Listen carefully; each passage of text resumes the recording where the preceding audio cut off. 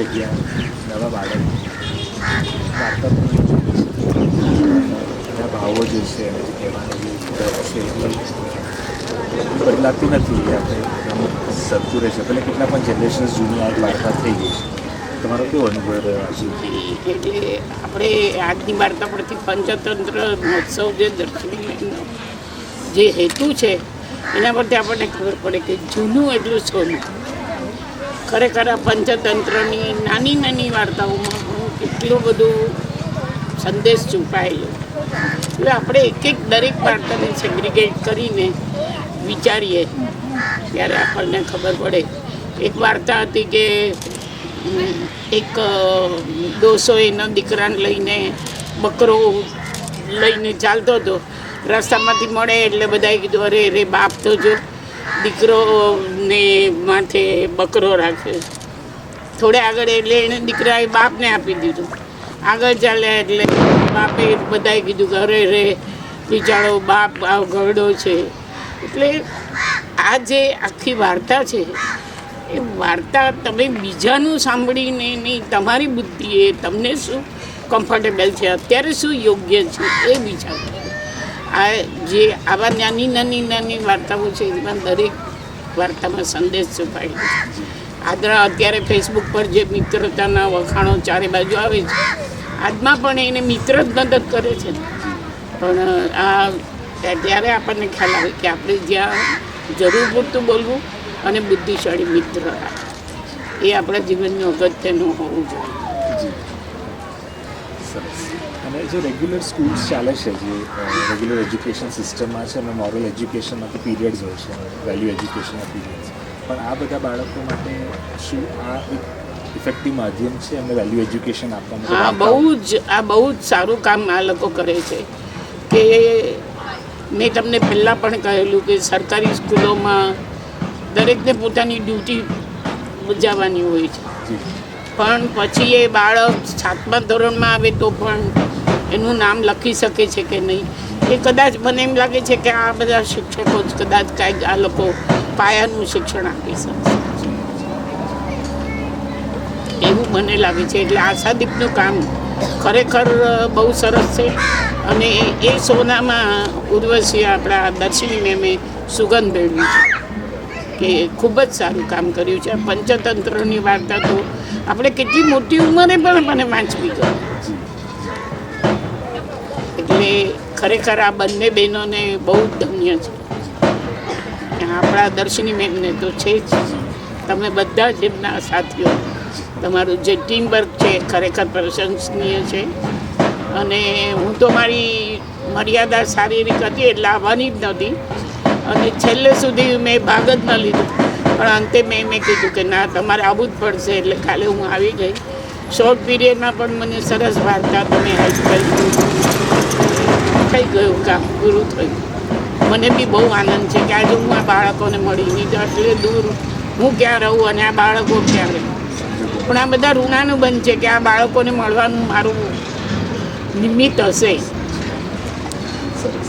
અને જે આપણે દૂર વાર્તાઓ કરીએ છીએ આ બાળકોને પંચતંત્ર થકી એક શીખ મળવાનો પ્રયાસ કરીએ છીએ, તો તમને લાગે છે કે એમનું જે આપણું રોજિંદુ જીવન હોય છે, જે આપણે આ બધી સંકટો અને આ બધા વિકટો પરિસ્થિતિમાં પડતા હોય છે, આજના હંસના પાત્રો હતા, તો શું આવી જે બોધ છે એ બધા પરિસ્થિતિઓમાં આપણને બહાર કાઢશે એવી સમજણ મેળવી શકે ને બાળકોને? હા, મને લાગે છે કે આપણે કોઈ બી કડવી દવા છે ને મીઠી ગોળી જે આપીએ તો એ દવા આપણા પેટમાં જાય જ છે. એવી રીતે આપણે વાર્તા કીધી. જે અમુક બાળકો છે એના મનમાં આ વાત એટલી બધી ઘર કરી ગઈ છે કે ક્યારેય એ હંમેશા એવું વિચારશે કે ના, આપણે બુદ્ધિશાળી મિત્ર રાખવો જોઈએ. મુશ્કેલી આવે તો આપણે એનો સામનો કરવો જોઈએ, હતાશ ન થવું જોઈએ. એ જે આપણે વાત કરી છે એ દરેક બાળક સ્વીકારે એ તો આપણા ઓલામાં જ નથી.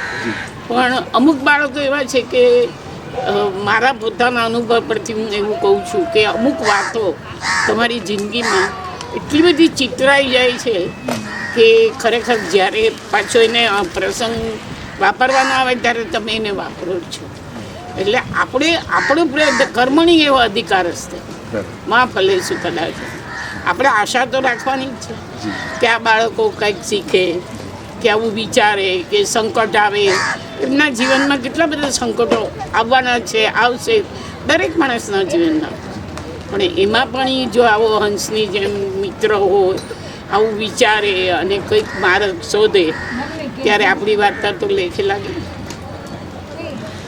એટલે ખરેખર દર્શિની મેમનો પ્રયત્ન સારો જ છે.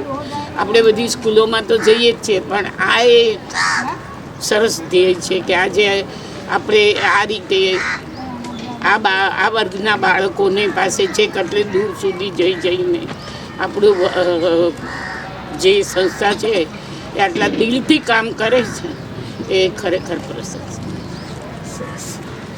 છેલ્લો પ્રશ્ન કે થોડું એકેડેમિક વાત કરીએ. પોતે લેખિકા છો, આપણે ઘણું અનુવાદ પણ કર્યો છે.